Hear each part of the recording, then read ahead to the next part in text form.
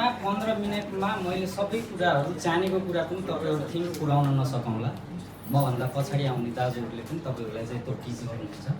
हामी विभिन्न जाति भएरै यो दलितको आन्दोलनमा हाम्रो चाहिँ विभेद अनि हामीले चाहिँ खेपेका चाहिँ समस्याहरू र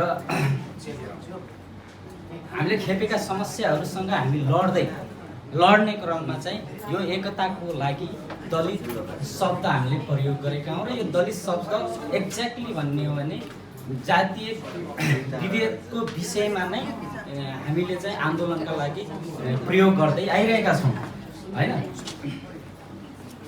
त्यसैले हामीले अर्को कुरा के बुझ्नु पर्यो भने यसमा चाहिँ अलिक कठिनाइ छ। एकताको विषय मैले अहिले राखेँ। अब दलितको विषयमा तपाईहरुले केही भन्न छ भने मलाई सोध्न सक्नुहुन्छ हैन।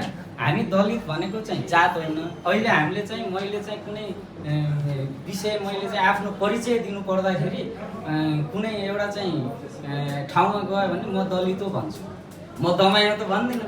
यो मैले धेरै हाम्रो समाजमा देखिरहेको छु। त्यो दलितले चाहिँ के बुझ्नु पर्यो भने फेरि म जात होइन, यो दलित भनेको जात होइन भन्ने म स्पष्ट तपाईहरुलाई चाहिँ बुझाउन चाहन्छु। यो आन्दोलनको नाम हो जसले चाहिँ आत्मसम्मानको लागि लडिरहेको छ र यो आत्मसम्मानको लागि लड्ने नेपालमा नेपाली समाजमा र नेपाली हाम्रो चाहिँ नीति नियममा हो।